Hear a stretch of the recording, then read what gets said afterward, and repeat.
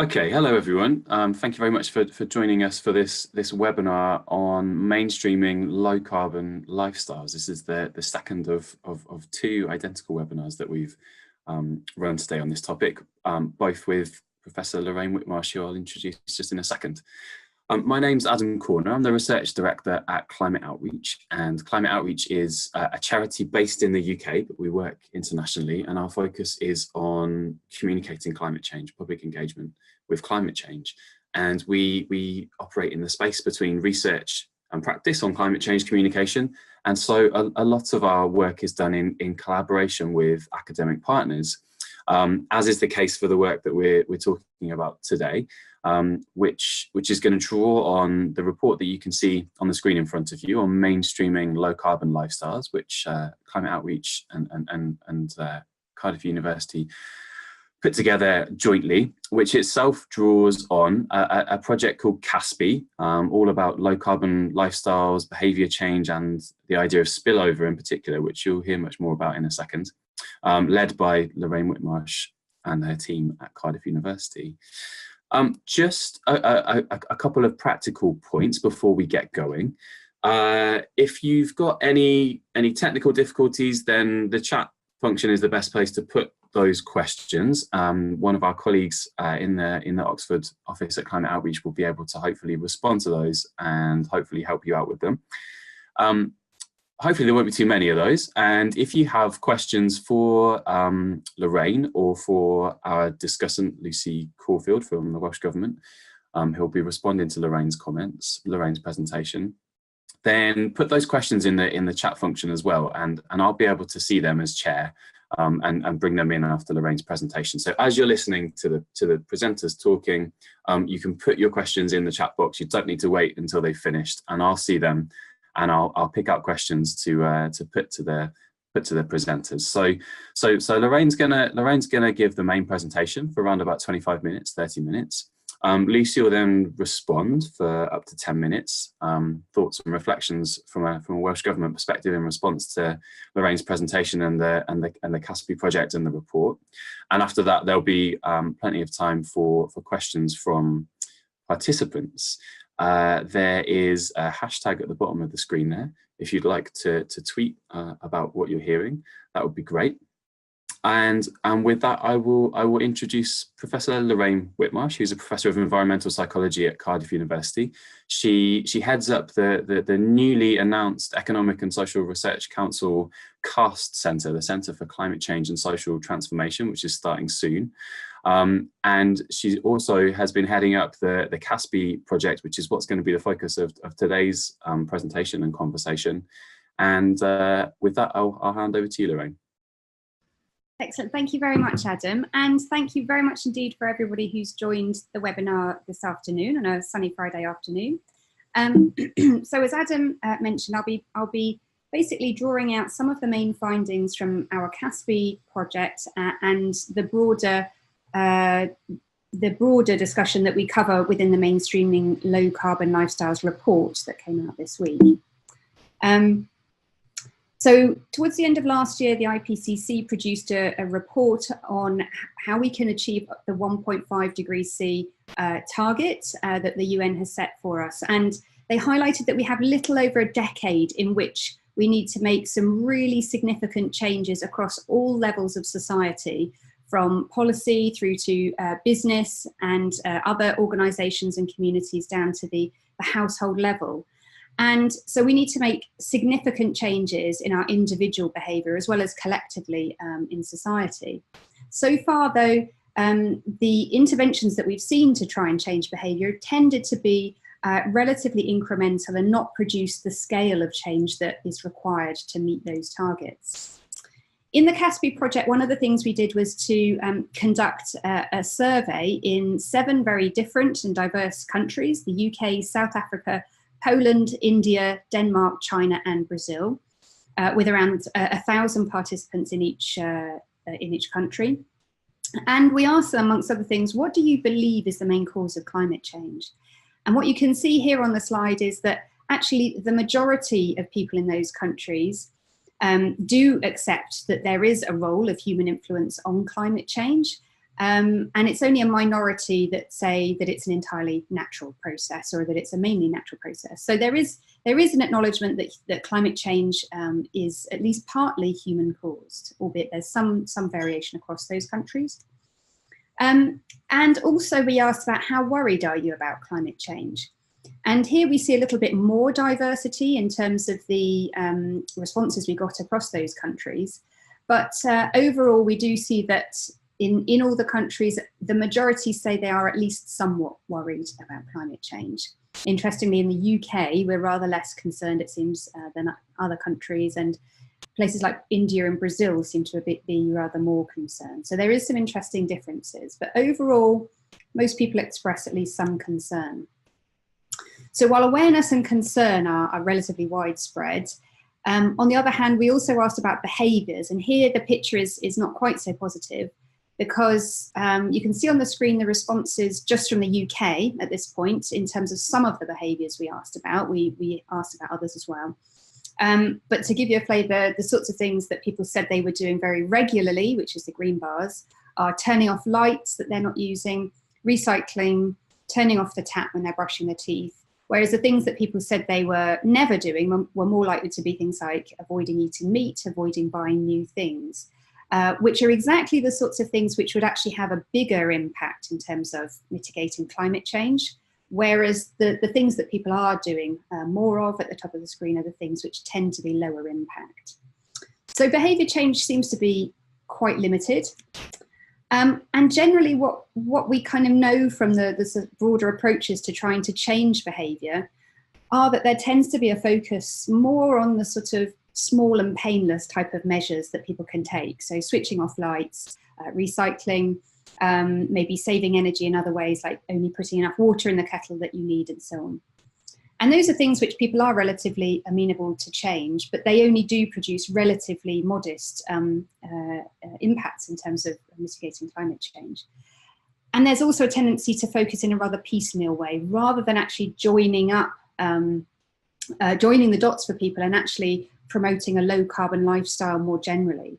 And so we don't see so many efforts to try and encourage people to adopt active travel, for example, cycling, or a plant-based diet, or adopting renewables, or coming together as communities to act on climate change.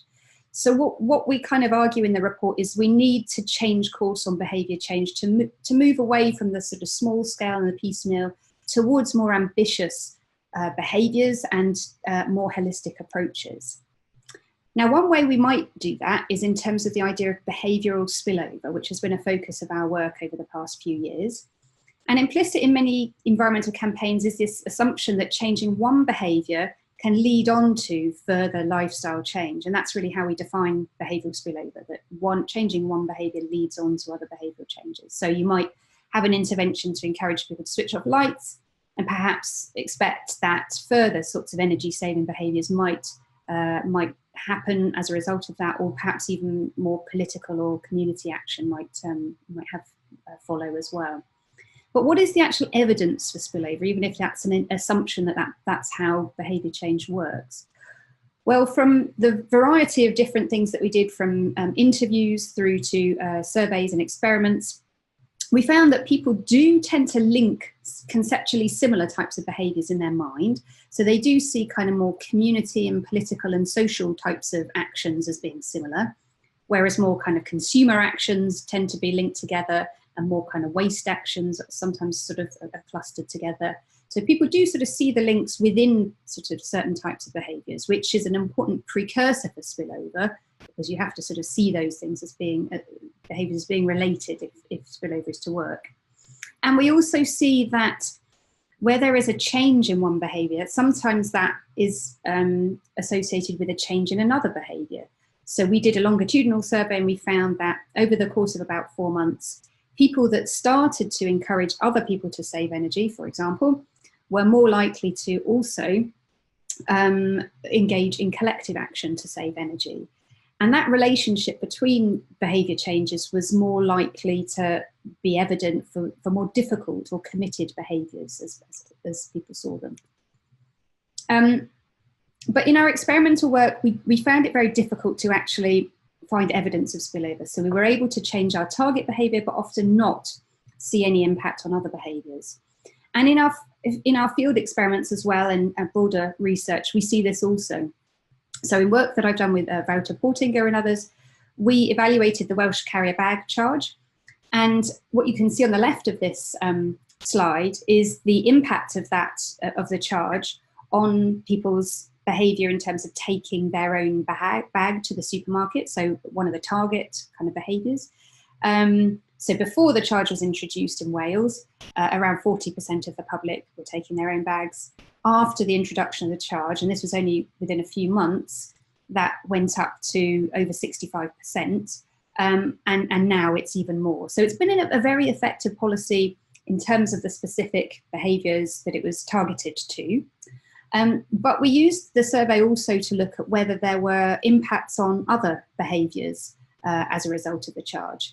And what you can see on the right of the slide here is whether there was any change in a range of behaviours from recycling and buying energy efficient light bulbs through to walking and cycling and buying products with less packaging. And we found no significant change in any of those behaviours over the same time frame, so before and after the introduction of the charge. So the charge didn't produce behavioural spillover in any of those behaviours, including in some of those cases where you might think people could join the dots, like some of those are waste related behaviours, like buying products with less packaging. So we didn't see any spillover there. And furthermore, within our research, we've been able to sort of pinpoint maybe why we don't always see spillover, and in some cases why we do. So the first reason is that motivations really matter. So in order for spillover to work, it seems as though the behaviour change has to be underpinned by, first of all, your own choice to do it, and secondly, actually doing it for intrinsic motivations, doing it because you think it's the right thing to do, because it's something you want to do, and because it's good for other people or good for the planet, for example. So this idea of self-transcendent values. Whereas what we see with the carrier bag charge was that, of course, it was primarily a financial mechanism. So people were responding to the need to pay for the charge, and that was their primary motivator. They didn't want to pay for the charge, so they bought their own bag. And from research that other colleagues have done here, that seems to have actually suppressed the potential for further lifestyle change. So they did a comparison with between Wales, where there was a charge at the time, and England and Scotland before they'd introduced their charge.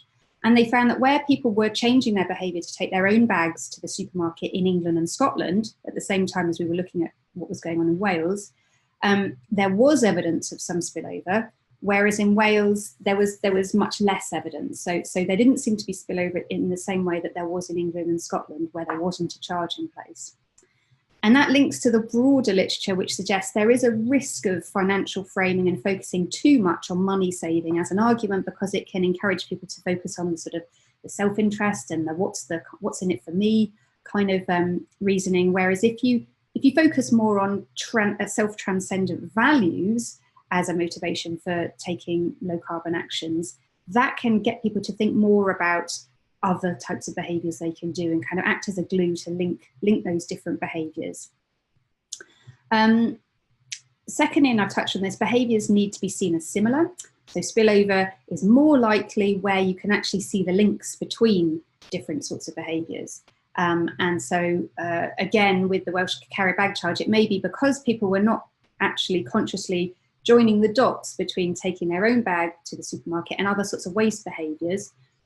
Maybe that was one of the barriers to seeing broader lifestyle change there. So we need to make it explicit what the links are between some behaviours to help people.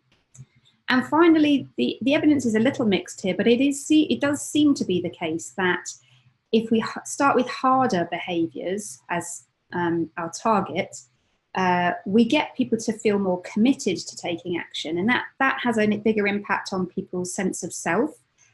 They feel like it makes more of a difference, it builds confidence, and that can inspire further lifestyle change in a way that's more likely to lead to spillover effects than if we start with an easy behaviour where maybe we don't get the same level of commitment and and maybe people just sort of feel that they've done their bit and actually don't want to do further behaviours. So there's some evidence to suggest starting with harder behaviours might be a better approach. So we're building up a picture of when spillover does and doesn't occur, but it doesn't seem to be the silver bullet that it was at some point, I think, thought to be. The report goes beyond just talking about spillover, though. We talk about a number of different other approaches to mainstreaming low carbon lifestyles. And I've touched on the first one, which is around targeting people's values and identities, through which we're more likely to get a deeper level of commitment, deeper level of kind of significant lifestyle change, and more durable lifestyle change than if we target, say, extrinsic motivations or just sort of money saving, for example. The second thing is around social norms, so I'll touch on that in a minute. Thirdly, around creating positive narratives and building self-efficacy. Fourthly, moving beyond nudge to think and enable. Fifth, focusing on the behaviours that matter. And sixth, getting the timing right. So I'll just say a little bit about each of those now. So on the social norms, there is now a huge amount of evidence to suggest that social processes, social pressures are a really powerful tool to getting people to change their behaviour. People do conform to what they think other people are doing and what they should do. And it's interesting from our surveys that we found that there are differences across different cultures in terms of what behaviours are normal and seen as normal. So for example, you can see here the bottom behaviour is using public transport, cycling and walking. That is much more common in certain countries than others. So South Africa, it's actually much less common. So people tend to drive a lot more in South Africa than the other countries that we asked that question in. But it was interesting that we found that there was generally a prevailing social norm across all of the cultures to consume. So it was very rare that we actually found people say they avoid buying things that they don't need and repairing things and so on. So there is still a norm to consume, which is something that's going to be quite challenging in terms of addressing those sorts of behaviours. But where there are emerging more pro-environmental and low-carbon norms starting to emerge, so this in the UK around the rise of veganism, for example, mainstream cafes and restaurants having vegan options on their menus, around transport. So in some cities and regions, for example, so in Copenhagen, the picture you can see there of the cyclists, there's a huge percentage of people travel by bike. So we can sort of learn from where there are these higher levels of low carbon behaviours in these areas and actually highlight those and talk about the benefits of those sorts of behaviours. And crucially also use trusted messengers and peer-to-peer engagement to convince people that choosing a low carbon option is something that is for them. It's people like you are doing it. So again, it's using a kind of a social process there to make it an acceptable and normal thing to do. And in the report, we also talk about how these sorts of social processes have been really important in past transformations and changes in people's lifestyles. So the example of moving away from smoking. So we've seen over the past decades a dramatic drop in the percentage of people smoking in this country and in many other countries through a number of different mechanisms, including regulatory ones and economic ones, but also very much underpinned by a change in social norms and public attitudes as well. So it's important to highlight where those social changes are occurring so we can actually talk to people about climate change in a way that normalises it. The third area was around narratives and around where we can creating more authentically positive narratives about engaging with climate change and taking low carbon action. I think too often there is a tendency for communication to focus on low carbon behaviours as involving sacrifice and giving something up. But what we know is that positive messaging tends to be more motivating for people. And so crucially, if you can talk about the co-benefits of action to tackle climate change, So reducing carbon emissions, which has an impact on, say, health or equity or family benefits in some way, then that's likely to be more motivating for people as well. So we know that low carbon travel, shifting to more active travel, is better for health, it's better for air quality. Similarly, choosing a plant-based diet has significant health benefits. So communicating those co-benefits that resonate with people's values is going to be more motivating than just talking about the carbon side of things. And what we found in the survey that we did in these 7 countries was this relationship as well between taking low carbon or pro-environmental action on the one hand and subjective well-being on the other. So people said that they felt happier, they felt better, they felt more fulfilled in their life the more they were doing these pro-environmental behaviours. So this well-being co-benefit, which a number of other studies have also suggested is evident, is another type of co-benefit that we can engage people with. But we also need to have, I think, a broader level of debate around what it really means to address climate change. Because I think one of the tendencies in the literature and tendency for practitioners and policymakers is to use nudge type approaches.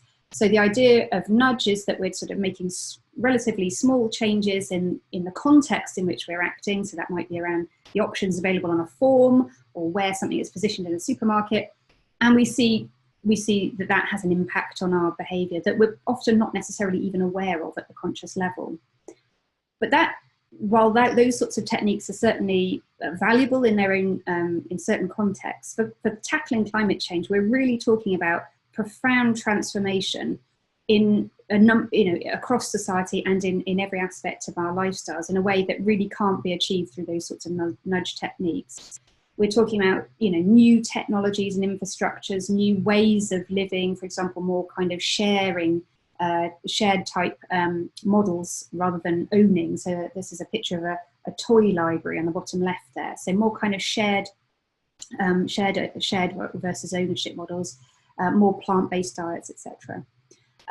If we are to achieve a 1.5 degree future, whereas if we want to continue with our current lifestyles and consuming in the way that we are, we do risk a 4 degree future, and that's going to be particularly more problematic for certain sorts of regions and types of vulnerable people. So again, there's an equity issue there. So we need to have that debate at the societal level in order to really get buy-in for the types of profound changes that are required to tackle climate change. That's not only important for getting people to accept the sorts of policies that we need, but also for building a political mandate to introduce those sorts of changes. Fifth, we need to focus on high impact behaviours. So I've touched on this.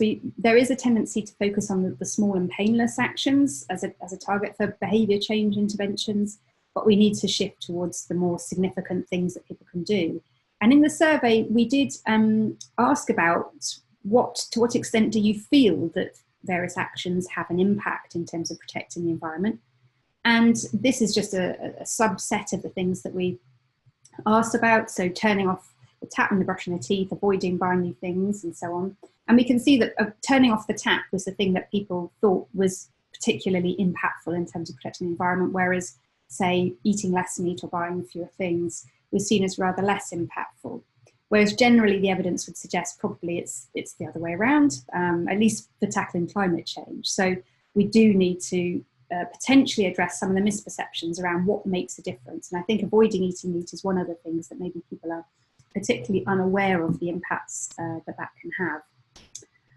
And so it is about actually changing the behaviours that really are more impactful rather than just turning off the tap when you're brushing your teeth. It's more about cutting down on your car use. It's about reducing flying. It's about adopting a plant-based diet, reducing heating and cooling in buildings, changing our investment decisions. In other words, things like when you buy a car or a home or any sort of significant sort of piece of equipment or technology, buying something that is less energy intensive, because those one-off decisions obviously have knock-on effects for every time you use it. So it's easier to then get a more kind of sustained impact of that intervention than if you focus on trying to get people to remember to turn down the thermostat every day. So those one-off behaviours that can be quite powerful. And then civic engagement is the last one. Much harder to measure in terms of the impact that that has in terms of reducing emissions, but clearly, as we've said, can be very important if we're trying to build up societal support for the broader changes that we need, and creating the structures that enable people to adopt lower carbon behaviours. And the very last one is around getting the timing right. So we often think about what does my intervention look like? How should I intervene? But at least as important, I would say, is actually when do we intervene? So we know there are some times that are better than other times to intervene. A lot of the time, our behaviour is really habitual. So when we go to work in the morning, we don't think about what mode of travel we're going to use. We just choose the same mode that we always use. Similarly, when we're in the supermarket, we're often on an autopilot a little bit. So in the context of strong habits, information about alternatives and often changes in prices may not even be noticed. So they may not even be effective to disrupt people's habits. So habits are a really strong barrier to getting people to do things differently. But we know that there are certain points of time when people's habits are naturally disrupted and weakened. And so from our interviews that we did across the 7 countries, the sorts of things that people said were sometimes triggers for adopting lower carbon choices were when they started a family, or when they moved house, or when they retired. In some cases, it was about when they experienced energy shortages or water shortages, an extreme weather event, or it might have been about it could be around broader political or social disruption. So this suggests to us that there are particular key moments when, if we intervene to encourage people to consider low carbon options, we're more likely to be effective. And there's some experimental evidence that supports that. So in one UK study, they gave people a sustainable goodie bag. That was sort of some freebies to encourage them to go green in various ways, some information and a personal interview. And they were trying to target a number of different green behaviours.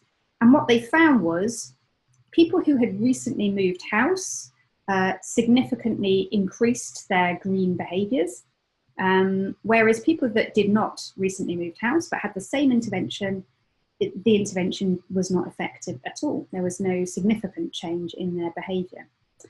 So this and other emerging evidence suggests that it's really crucial to time our interventions to when their habits are disrupted. For example, when they've just moved house, or there could be many other similar moments of change when we're more likely to have our targets be effective. So just to conclude, tackling climate change, of course, requires radical transformation at all levels of society. Behavioural spillover may be one way to achieve more ambitious lifestyle change, but it doesn't happen automatically. We do need to try and build it into our interventions if we want it to work. And that's more likely to be the case, it seems, if you start with a slightly harder behaviour. If you try and motivate people through a value-based approach and get people to think about doing it for more intrinsic reasons, and making the conceptual links as well between the behaviours that you want people to subsequently do. We need to move beyond nudge, small scale kind of unconscious type of changes, because structural transformation and the political mandate to introduce those transformations requires societal debate about the type of world we want to live in. And crucially, and one of the things that we'll be particularly focusing on in our new ESRC Climate Change Centre, is creating positive visions of this future society, creating narratives that focus on the co-benefits of taking climate change action, creating and harnessing new social norms, and giving people a sense of self-efficacy and collective efficacy, that it makes a difference to take action.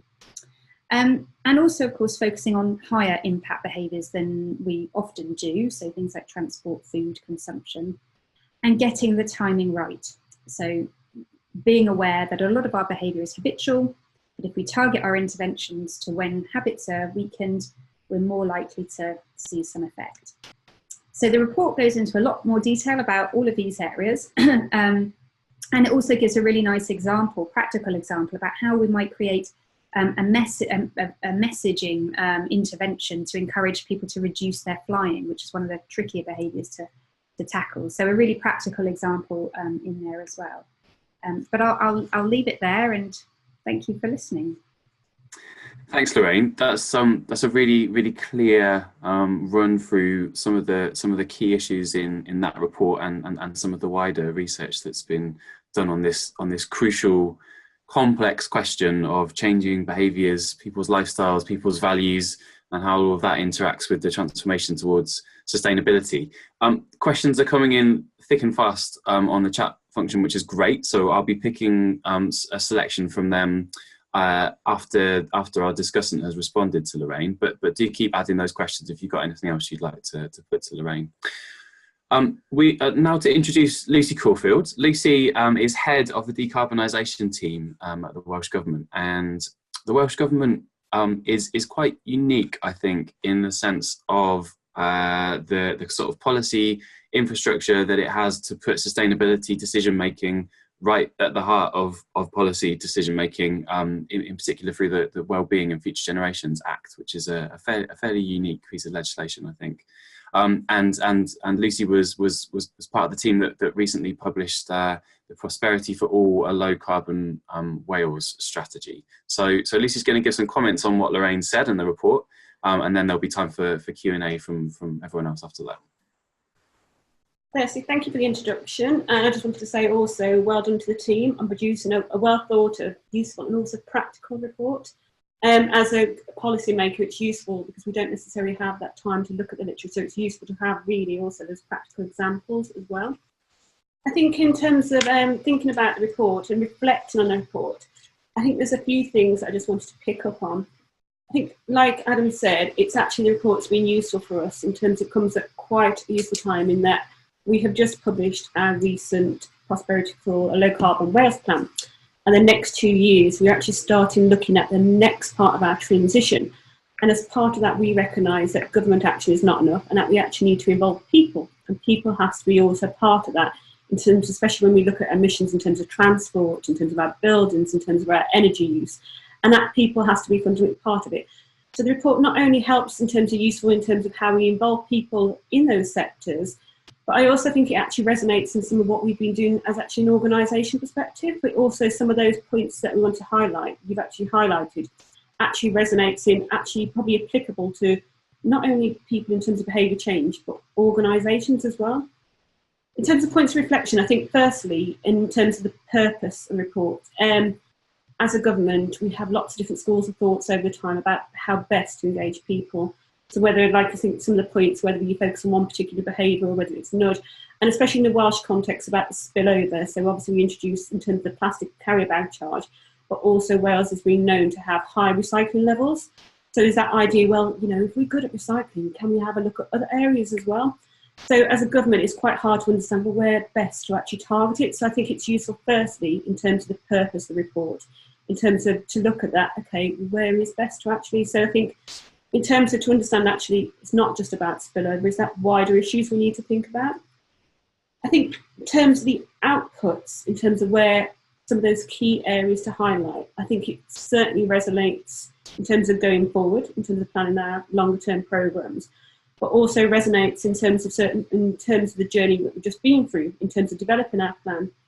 The point about highlighting the co-benefits and this idea of future positive narrative, I think as Adam said, in Wales, we have a unique piece of legislation called Wellbeing and Future Generations Act, where it helps us to think differently and aim towards this positive co-benefits of actually achieving multiple objectives. So we have 7 wellbeing goals that actually looks at trying to get a more prosperous, resilient, healthier Wales, one with more equal and cohesive communities and a thriving Welsh language, and also a Wales which is globally responsible. And so that makes us actually, when we are making decisions about what we do, we not only should make decisions about, okay, what we're trying to achieve, but also how can we make those maximum wider benefits. So for instance, if we are doing a project such as retrofitting a house, we're not just necessarily looking at a pure traditional infrastructure project. We're looking at how, for instance, how we can get those wider benefits. So for instance, upskilling local people, utilising local resources, making sure we reduce fuel poverty. So looking at those co-benefits. So I can see straight away in terms of, again, when we're looking at trying to communicate with people, highlighting those co-benefits, that actually, if you are looking at something like active travel, it not only helps in terms of health, in terms of mental well-being, it helps in terms of reduce air pollution, carbon emissions. So I can see it really resonates in terms of what we're doing in terms of Wales, in terms of Wellbeing of Future Generations Act. I think in terms of the other areas, in terms of this idea of social norms and to peer use, I think this is certainly interesting for us in terms of a government perspective. I think one of the things we're challenged with as a government is sometimes we have a lot of, government should take action, government should do all the action. I think, but we are also aware that sometimes we're not the best people to tell the message. And then this idea of social norms and peer-to-peer use is actually the idea which actually is important. This is, I think, where actually not only government can take action, but it's working with local authorities, communities and people, and actually collectively can come together to look at how we actually join up these messages that actually sometimes is actually more effective if community or our peer-to-peer is actually, in terms of saying a message. So I think in terms of our next phase of that programme, we can start to think about, well, okay, as a government, we can start putting that support and infrastructure. So if we're thinking about active travel, but actually sometimes the message is not best from us, it's actually best from others. So looking at how we can involve communities in that as well. But also in terms of my reflection is in that social norms, that peer-to-peer use. We also have it as actually an organisation in Wales level. So the Welsh Government is part of what's it called, is an under 2 coalition. And it's the idea of this region to region learning. So when we are reducing our emissions, we actually partner with other regions. And we, again, similar, we find it useful because actually when other regions, we're seeing other regions taking action and doing things, it starts to become normalised and we start to think, well, actually, we can do it in terms of some of the things that we do in terms of whether it's our Wellbeing of Future Generations Act or in terms of what we're doing around waste, other states and regions start to look and actually, again, helping to normalise it. So I think that is a really important one for us and actually gives us quite a few ideas for going forward. I think another one, in terms of picking it up, again, which I think I found in terms of the report, was the idea as this efficacy and this idea that actually if you are taking action, that actually is going to make a difference. I think sometimes when individuals do actions, they don't necessarily realise it's actually making a contribution and that actually really every contribution helps. And we also have it as a nation level as well in terms of a Wales perspective level, although we are fortunate in Wales that actually majority of people are supportive of action on climate change. Sometimes we still get those queries about, what can Wales do? And actually it's useful to highlight that actually we can do it and actually linking up with other states and regions like I highlighted can actually make real change. And actually at the local level is where real change and action is actually driving wider change. So I think it's important to reflect on how we can actually involve that to make sure people have that feedback to say, actually it's making a difference. So I think it's something that we can think about in terms of involvement, in terms of those different sectors, whether it's in terms of transport, in terms of housing, or in terms of food as well. I think that's an important one that we don't necessarily always pick on. And the other, I think the important point, what we also in terms of reflect on, is the idea of actually targeting where to target best in terms of, from a government perspective, we know obviously we need to look at changes across all sectors, and in terms of we know we have to look at reduction in terms of all emissions. So actually where's best to focus the effort? And I think the report highlights actually that sometimes that those people with the highest in terms of incomes are actually the ones who are actually making some of the largest emissions. So from a government perspective, where do we need to focus effort, or where do we need to focus effort in terms of whether it's transport emissions, housing emissions, and it helps us actually target our interventions. I also think it also helps us to think about the climate justice aspect as well, that when we are doing actions that we have to make sure that we don't actually result in unintended consequences as well. So I think what the report does is useful for good. It gives us actually a framework to actually think about and develop with others going forward in terms of the next 2 years. Brilliant. Thank you very much, Lucy. It's really, really great to have those reflections. I think the idea about efficacy at a national level is really interesting as well. We talk about it on the level of individuals or socially, but that effect happens at every level. I think the belief in can we make a difference. So Do keep the questions coming in if you have any, but there's plenty to be starting with for now. So the first point to put your way, Lorraine, is a comment about plastic bags being not just charged for but banned entirely in Rwanda, banned full stop. Even arriving at the airport with a plastic bag meant it was removed from you. So I think this touches on something that is perhaps a recurring theme or criticism that some could make of this kind of approach, is to say, well, we don't have time for kind of gradually, even radically changing behaviours in the ways that we're talking about here. Don't we need to ban things? Isn't that what worked with smoking in the end? You can't smoke in here. Yeah, I think that's a really good. I don't know if Lucy also has any thoughts on this, but I'll definitely say something which is around, I mean, the specific example of banning carrier bags actually is quite an interesting one, because I don't think you would see huge amounts of public resistance actually to something like that. I mean, it's one of the most popular policies, I believe, has been the carrier bag charge. So I think there's an appetite for actually doing something around plastic and around waste, actually, which we haven't necessarily seen historically, but now would be almost a window of opportunity to do something a little bit more bold around that, and probably even go further than just tackling carrier bags. But more generally, I think the idea of sort of just legislate, just bring it in, just force people, there is a risk that it backfires, and that if we don't take people with us on this transformation, and if we don't design the transformation around what society wants and make it a democratic and deliberative transformation, that it just doesn't work, that people don't adopt it, and actually that they maybe kind of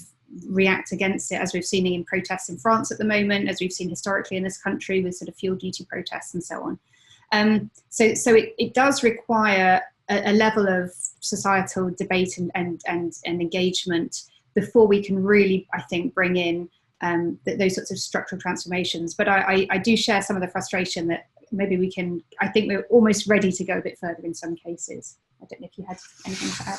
Yeah, so I think in terms of it is reinforcing that point is that wider involvement in that conversation. And I think it's also coming to back to that point of making sure what we ever do, we are thinking about the climate justice issues. So for instance, in terms of transport, not everyone can afford an electric vehicle, and actually those people that can't are we actually disadvantaging them?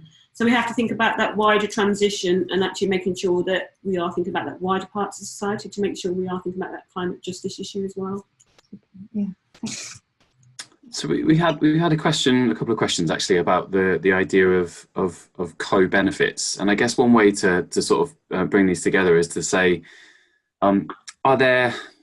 is the message that everything's going to be rosy, everything's going to be better in a low carbon future? You know, do people buy that? Do people accept it? Is it true? And is there a risk in sort of pushing too far in that direction? No, I think that's a really important point. I think we do say we need to build authentically positive narratives. In other words, we can't just paint this as a rosy picture if it isn't necessarily the case. But I think the way in which you motivate people is by highlighting where there are co-benefits, and I think so that just to move away from this more negative framing around it's all doom and gloom, it's sacrifice, to more actually motivating and positive narratives. But I take your point. Some of the changes are going to be controversial. Some people might not like them. I think we need to kind of negotiate this very carefully, as we've said, through sort of a deliberative approach if possible. So no, I take your point, but I think in a number of cases it may seem like it's more negative than in fact it is, where there's actually a lot of opportunities for co-benefits, as we've said, around health in particular. Yeah, I mean, it's certainly, just to add from the climate outreach side, certainly in some work that we've done before, we found that where people don't necessarily accept that a co-benefit is there or is real, and I think we maybe can make the mistake as communicators of assuming that those links are made in people's minds, then they're not necessarily going to have the power that they might do. So it's kind of establishing those links as well as pointing towards them. There've been a couple of questions about flying behaviours. It's obviously one of sort of the iconic and highest emitting behaviours in terms of carbon that there are. The sort of two-part question, I guess. Firstly was just that did you do any exploration around flying it? That they weren't there on the data that you presented there, but whether or not you'd done any investigation there as part of the CASPI project, and then linked to that, I guess it's a question. It's a question about how do you frame something where what would be the co-benefits of not flying? Okay. Oh yeah, tricky ones.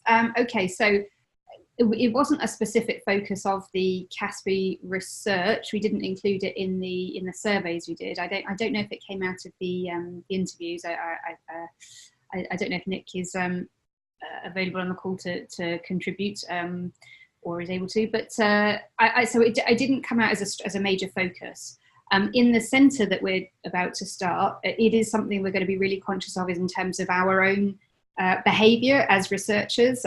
So one of the ways in which we are often, as academics, having a very negative impact on the environment is through our travel to, say, conferences, and there's a tendency to fly to far-flung places for conferences. And so we're conscious that we need to do better and try and lead by example if we can, and or at least explore ways in which we can adopt lower carbon research practices. So we're really conscious that we need to do that, to monitor our carbon emissions and to reduce it in a number of ways, including trying to avoid flying wherever possible, and to avoid the need for travel at all through, for example, web-based communication. So we're committed to trying to do that. In terms of the co-benefits of not flying, I can think of a couple, maybe others can think of more. So one of them is, well, if you actually don't make any trip at all, then of course it's a cost benefit. So if by not flying to have this be a face-to-face seminar, we've avoided paying lots of money. So it can be cheaper if you're actually replacing it with ICT alternatives. Obviously, often the rail alternative may be more expensive, so that's a caveat there. In terms of time, though, is one of the other benefits. So if you are, again, certainly if you're avoiding travel, you can get a lot more done by just not making those trips, or maybe participating through ICT. But again, it depends if you're making the travel by train. We've done that for a number of conferences in Europe, and we've got a lot of work done on the train, so it can work. In fact, I think sometimes people overestimate the amount of time that it can take to go by train versus by plane. I think there's an assumption that it's always the quickest, whereas there's often a lot of waiting around in airports and so on, and in fact it can be more efficient to travel by train. And in terms of maybe gender and sort of family as well, I think where we're trying to either avoid physical travel where possible, this is obviously better for people that have particularly young families. So there may be also, I think, gender and generally just kind of family friendly benefits associated with that as well. So these are things we're trying to think through, I think. So yeah. Oh, I can't hear you, Adam. There you go. Some of those responses that you've made then allude to the role, the interaction between the individual choices and the sort of infrastructure that's provided or not provided. And there was a couple of questions. I guess just asking if you could sort of expand a little bit more on how do you see all of this content, which doesn't particularly focus on that kind of organizational, structural, political level so much. How do these behavioral, lifestyle, social changes interact with the sorts of changes that are needed at those other higher levels? Yeah, I think that's a really good question. I think basically there is a risk that by talking about behavior change or lifestyle change, that we say that it all has to be done by individuals or consumers or at a certain kind of level of action, whereas of course we need action at all levels of society, and even that sort of more individual consumer or citizen scale action requires support and transformation of wider society to enable that. So we need to have action at city level and national level to support low carbon transport options. And those are structural things which individuals can't directly do themselves. So we need to have the structural change to enable the individual change, but it is a two-way thing.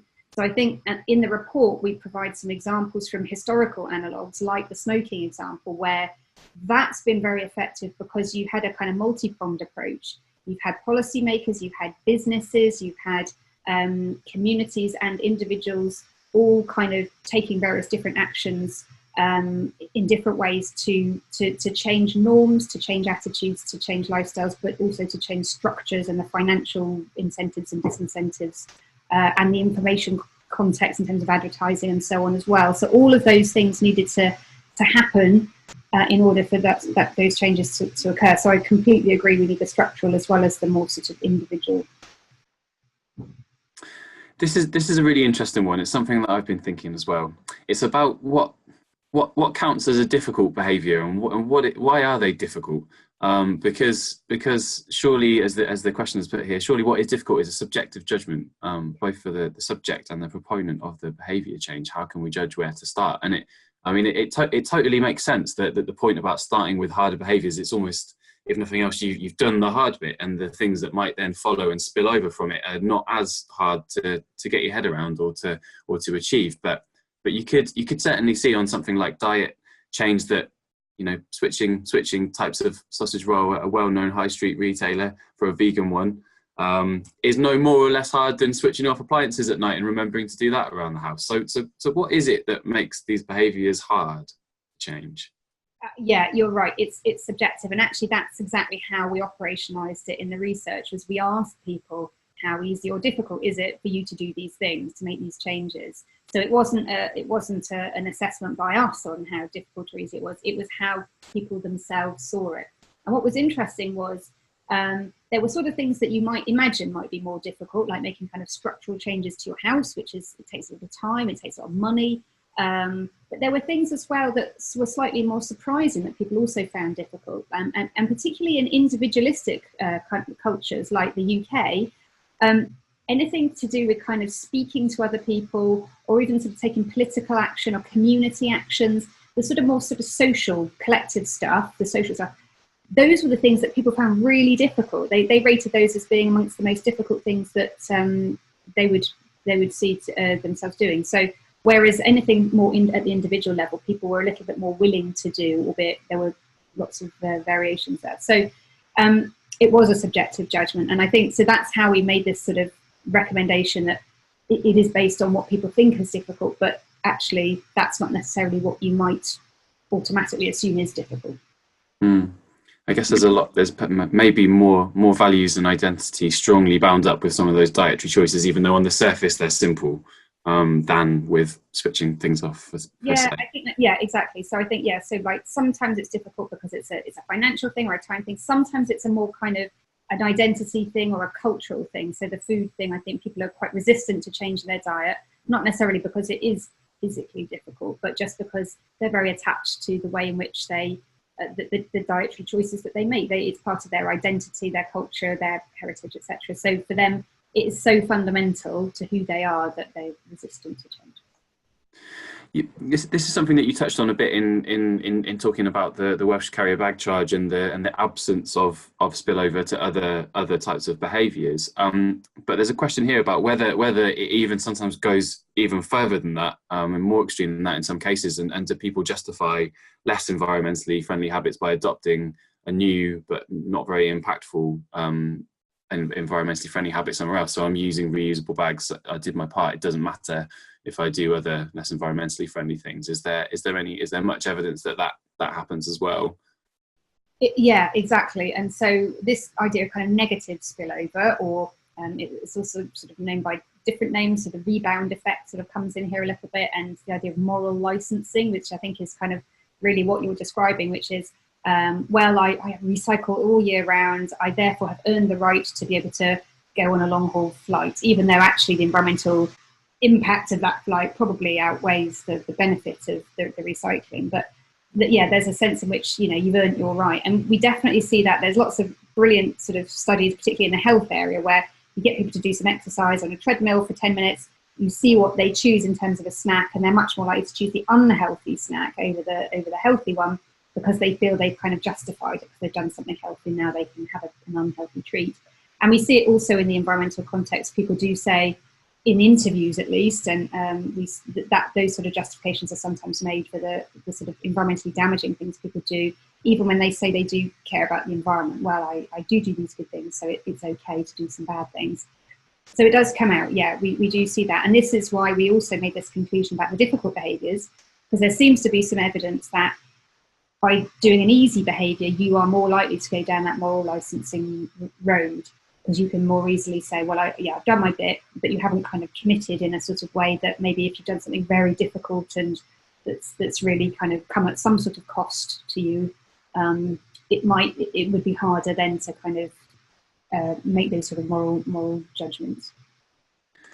Just the final question then, I think, before we wrap up, because it's nearly the end of the webinar. But there's a question that's linked to what makes things easy, and it's a question that's about whether, as well as being kind of easy and straightforward to do, things like turning off lights and turning off taps and so forth are also more satisfying, because you feel like you've kind of completed that action. You feel like you can, it's self-contained in a sense, perhaps in a way that the knowledge that you're reducing your embodied emissions in what you eat is, it is happening, but you can't really see it and you can't really check off a list at the end of the day.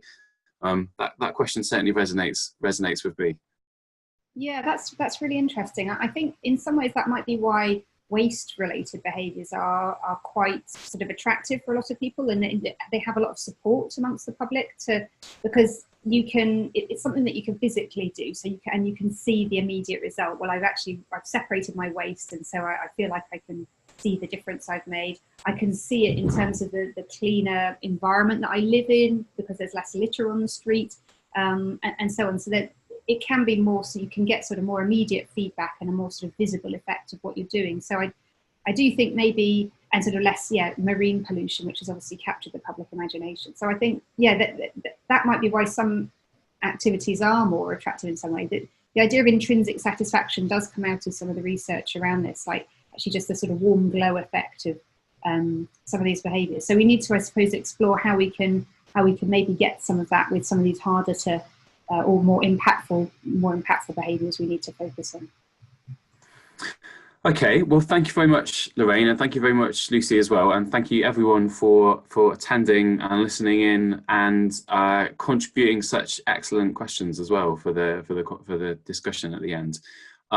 If you would like to know any more about this work, then on the final slide of this presentation is links to both Cardiff University and Climate Outreach's website.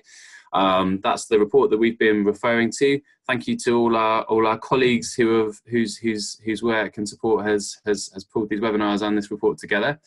And thank you very much to all of you for attending. Thank you very much.